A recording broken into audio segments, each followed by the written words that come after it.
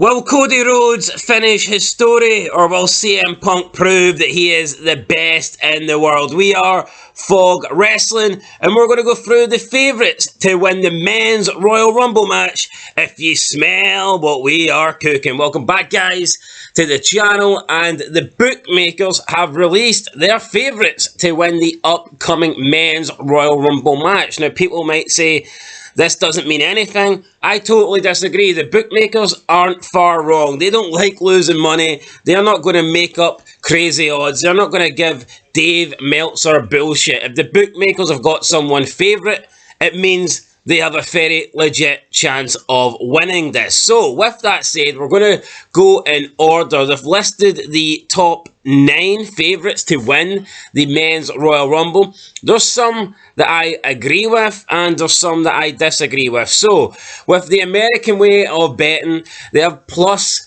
and then the amount. So basically, whatever this value is, you need to put £100 on to win it. So let's talk about the guy who's favourite to win the Royal Rumble. And of course, that is CM Punk, coming in at plus 150. So you put $100 on CM Punk, and if he wins the Royal Rumble, you win $150 plus get your original $100 stake back. So you put $100 on Punk. If he wins, you get $250 back. CM Punk, the favourite to win the Men's Royal Rumble. I mean, I think he's the favourite. It's hard to argue against him being the favourite. The only thing I would say is I think this is probably the Royal Rumble in the longest time where I think there's multiple guys that have got a serious chance of winning it. Normally, there's always one guy you expect to win it and then maybe a couple of others with an outside chance. But probably this year, I reckon you could make a case for maybe 3 or 4 guys with legitimate chances of winning this. Yeah, I'm digging the Rumble this year. It's looking pretty good from an odds perspective and a real life perspective in terms of who's going to actually win it, because I hate when it's predictable. The best thing about wrestling is the fact it's not predictable. As bad as it is today, it's better going into a Royal Rumble knowing that 5 people could win. There's people that's not even been mentioned. Like, I'm not saying Brock could win. These guys definitely, like Punk and Rose, have a better option, but he could. The Rock could appear. Now, spoiler alert, Brock is apparently set to come back to WWE soon, but he is not on this top 9 list. So if he was confirmed to come back, would that automatically put him on this list? I think so. I think Brock Lesnar is always going to be an option to win the Rumble, but he's not on here. So CM Punk is the favourite at plus 150. I think CM Punk will win it. Do you think CM Punk will win it? Yes, I think CM Punk will win it, because I just think there's a lot more to happen with CM Punk winning it. I think if Rhodes loses the match, I think it opens the door for a heel turn. It's far too soon for Punk to go down that road. Can Rhodes finish the story, though, with a heel turn? Maybe he needs to turn heel to finish the story.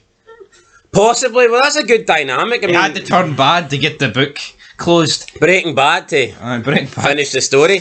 Walter Whitey. Anyway, coming in at second place, we do have Cody Rhodes at plus 275. So you put $100 on Cody Rhodes and you get $375 back. So, like I said, closely contested right now. Cody Rhodes, second favourite, but not by a long distance. Normally with the Rumble, you've always got a clear favourite, and then the second favourite is kind of, off in the distance. But like I say, this is very close here. Not a lot to separate CM Punk and Cody Rhodes. And I do have to agree, I think Cody Rhodes is the second favourite to win this. If Punk isn't going to win it, then I think Cody Rhodes will win it. Yeah, I agree with that. What I don't like, though, is the American odds. Why can't it just be 2-1? Evens. True, but you know what? This plus 150 is... But Americans probably look at our fraction odds and think, what the fuck? I can totally accept how they would look at our odds and go, this is too confusing. They just do everything different, man. They do, don't they? They're just... bunch of Yankee bastards. There's a bunch of manky Yankee bastards. I only call them manky, man. Well, some of them are. I call them Yankee. Yankee candles? No. Point is, it's like you see colour, right? And they take their use out. What about the USA, damn it? Come on. I don't really like the... What's that all about? I don't like their dictionary either. Why can't we spell words the same way? Yeah, why can't we? And the English, British, we created this shit, so why don't you just follow in our footsteps? Fries, chips, school, shooting gallery. Anyway, let's move on. Aye, let's move on. Coming in at third place, we have Gunther, and he is plus 300. So Gunther is closer in odds to Cody Rhodes than Cody Rhodes is to CM Punk. So, according to the bookmakers, it would be more of a shock if Cody Rhodes won the Rumble over Punk rather than Gunther winning the Rumble over Rhodes. And I don't really agree with this. I think Cody Rhodes has got a lot closer to winning the Rumble with Punk than Gunther is to winning with Rhodes. So I'm surprised at this. I'm surprised at this, and I'm just going to bury Gunther right here. He was in it last year for, 75 minutes? He broke the record. I think he even beat Daniel Bryan's greatest Rumble time. See if his IC title reign is that. See if that IC title reign is so good. What is the need of him being in this? Why can't he just have an IC title match? I think him being in the Rumble devalues the Intercontinental Championship. He's not going to win it, right? No. How? The Rumble. Is the Intercontinental Champion never challenged for the belt? Warrior Hogan. Right, let's not compare. I know this guy said people are saying he's the only guy that can beat Reigns, so I mean, I think he's got a chance. The guy that goes 50-50 with Chad Gable? Not a chance. Well, Roman Reigns gets his ass whipped every match until the Bloodline help him. There's not a hope in hell Gunther's got to win in this match, right? And let's not compare him to Ultimate Warrior. Well, it's the Dark Ages. So you don't think he's the third favourite? No, I don't even think he'll be in the match. You don't think he should be in the top 9? He's not got a hope in hell. No, I genuinely think that. If he's in this match, right, what's he going to do? Go 80 minutes instead of 75? Why does he need to go longer than last year? He could come in fucking last. And then what? No, I'm talking about if he loses. If he just comes in and loses this match, like, what are they doing with this IC belt? So because you think he can never go shorter than he went last time? I just think your US and IC champions shouldn't be in the Rumble match. It's the same way LA Knight, AJ Styles and Randy Orton shouldn't be in the Rumble match for me. See if they lose the Roman, they shouldn't be in the match. Well, having said that, coming in at 4th place, we have Randy Orton at plus 600. So Randy Orton is considered the 4th favourite out of everybody to win the Men's Royal Rumble. Is this because Randy Orton's got a good chance of winning it, or is this because the roster is really fucking poor and, there's no many people better than Randy? I mean, I'm going to say it's no many people better than Randy. I mean, I guess he doesn't have to eat the pin. He could enter the Rumble that But when was this ever the case? See, back in the day, when was someone that was ever in a world title match at the Rumble considered a favourite? They very rarely, I mean, I think there was maybe the odd time, but no, it was maybe once.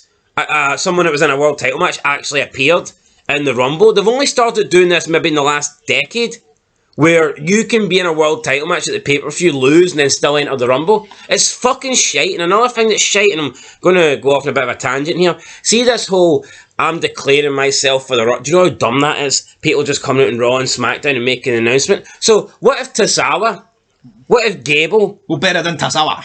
What if all those guys declare theirself for the Royal Rumble before Cody Rhodes gets a chance to? That's him snooker. Does that mean Cody... Oh, wait, Cody, there's already 30 people in it. You can't finish the story this year. That's fucking retarded. See people just being able to come out and... It's so fucking lazy. This is it. The Royal Rumble you should have to earn. Yep.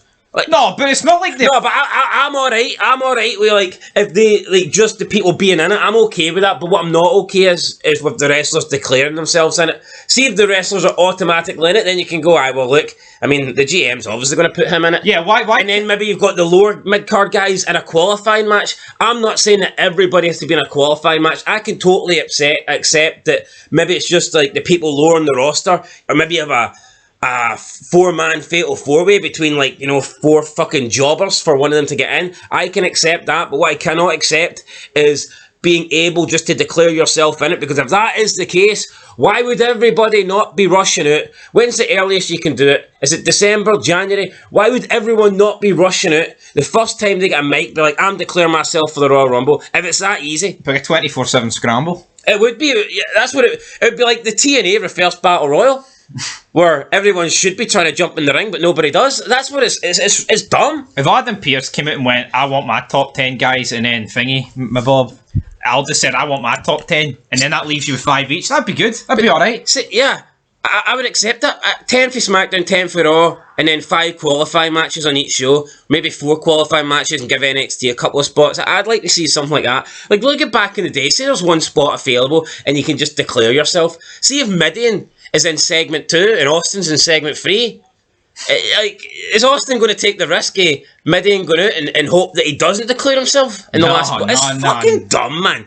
Anyway, speaking of dumb, in 5th place we have LA Knight at plus 700. So 2 guys that are in the Fatal 4-Way are considered 4th and 5th favourites for this match. Again, I think this just goes to show that the lack of legit main eventers on the roster, that 2 guys that are in the title match are considered more likely to win it than anybody else. Does that tell you, though, that AJ Styles is eating the pin? Because he's not on this list. AJ Styles not on this list. LA Knight is. Also 700 plus is The Rock, the People's Champion. I think The Rock should be higher.